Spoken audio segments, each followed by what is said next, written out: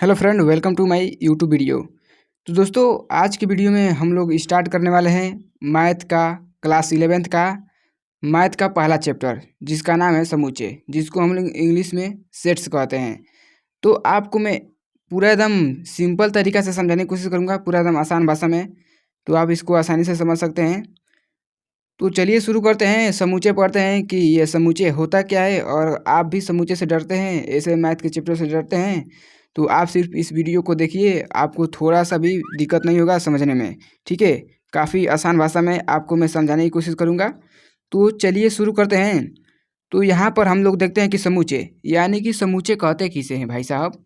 समूचे देखिए कि आप, समूचे कहने का मतलब ये है, जैसे कि समझ सकते हैं कि आप किसी विद्यालय में बच्चों का संग्रह, जैसे कि मान लीजिए कोई विद्यालय है, उसमें बच्चे हैं, उनका संग्रह हम लोग समूचे कह सकते हैं। आप कहेंगे किस तरह से कह सकते हैं।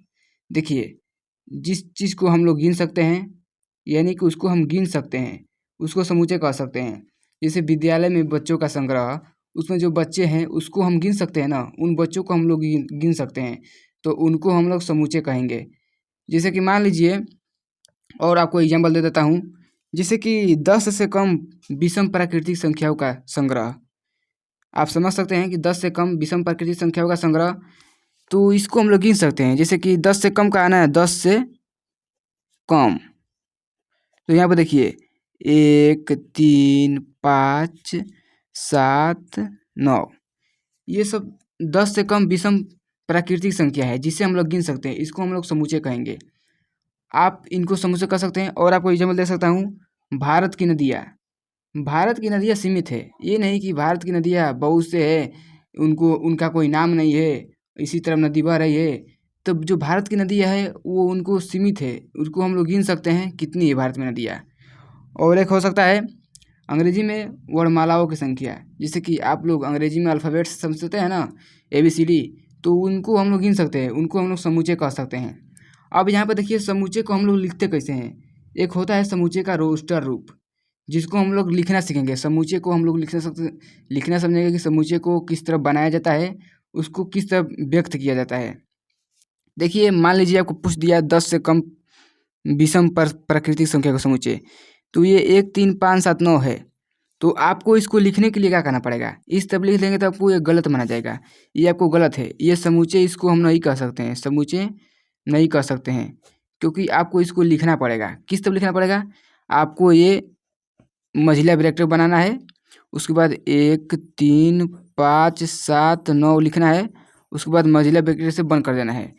इसको हम लोग समूचे कह सकते हैं, यानी कि समूचे का रोस्टर रूप, जिसको हम लोग लिखेंगे, इसको इसी को लिखने को हम लोग समूचे का रोस्टर रूप कहते हैं। इस प्रकार से समझ सकते हैं।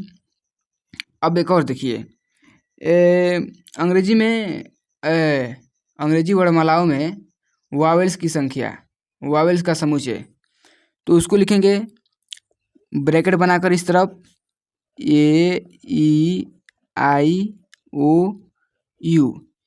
इस तरह लिखेंगे तो आप इसको हम समूचे कहेंगे, इसको हम लोग समूचे का रोस्टर रूप कह सकते हैं। ठीक है, अब देखिए यहाँ पर समूचे के बहुत सारे प्रकार होते हैं, तो आपको मैं समझाऊंगा। अभी तक आपने वीडियो को लाइक नहीं किया तो वीडियो को लाइक करिए। तो चलिए अब थोड़ा बहुत क्वेश्चन कर लेते हैं इस तरफ कि समूचे कौन है, समूचे कौन नहीं है। तो आपको मैं NCERT का एक किताब लाया हूँ, जिसको आप समझ सकते हैं।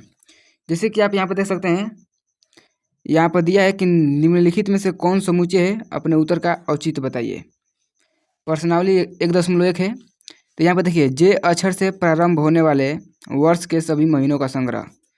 तो आप समझ सकते हैं कि महीने तो 12 होते हैं, और जे अक्षर से प्रारंभ होने वाले, तो यह सीमित है, यानी कि जनवरी, जून, जुलाई, ये सब सीमित है, तो ये समूचे कहलाएगा। अब यहाँ पर दूसरा देखिए, भारत के 10 सबसे अधिक प्रतिभाशाली लेखकों का संग्रह। अब भाई साहब यहाँ पर समझिए, भारत के 10 सबसे अधिक प्रतिभाशाली लेखकों का संग्रह, तो आप कैसे बता सकते हैं कि कौन सबसे 10 लेखक प्रतिभाशाली हैं। तो उनको आप गिन नहीं सकते हैं, और उनको आप सेलेक्ट नहीं कर सकते हैं कि कौन यहाँ पर भारत के प्रतिभाशाली 10 लेखक हैं, तो इसको हम लोग समूचे नहीं कहेंगे। ठीक है, अगला सवाल है, विश्व के सर्वश्रेष्ठ 11 बल्लेबाजों का संग्रह। तो यहाँ पर देखिए, विश्व का सर्वश्रेष्ठ 11 बल्लेबाजों का संग्रह। तो आप यहाँ पर इसको भी नहीं कह सकते।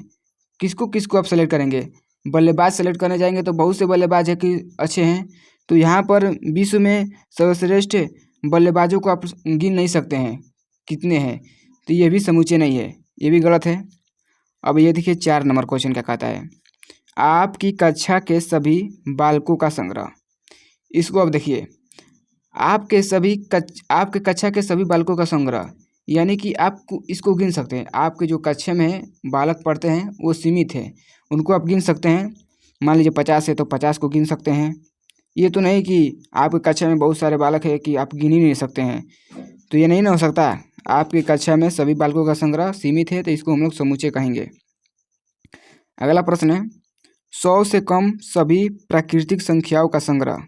100 से कम, यानी कि यहाँ पर आपको एक दे दिया है लिमिट 100 से कम, तो ये भी समूचे कह सकते हैं, क्योंकि 100 से कम 99 ही प्राकृतिक संख्या होंगी, तो ये भी समूचे है। 6वां नंबर, लेखक प्रेमचंद द्वारा लिखित उपन्यासों का संग्रह। ये भी आप समूचे कह सकते हैं, क्योंकि लेखक प्रेमचंद जो उपन्यास लिखे होंगे तो भाई साहब इतना तो नहीं लिखते होंगे कि उनको आप गिन ही नहीं सकते हैं, इनको हम गिन सकते हैं। तो यहाँ पर लेखक प्रेमचंद की जो उपन्यास है वो सीमित है।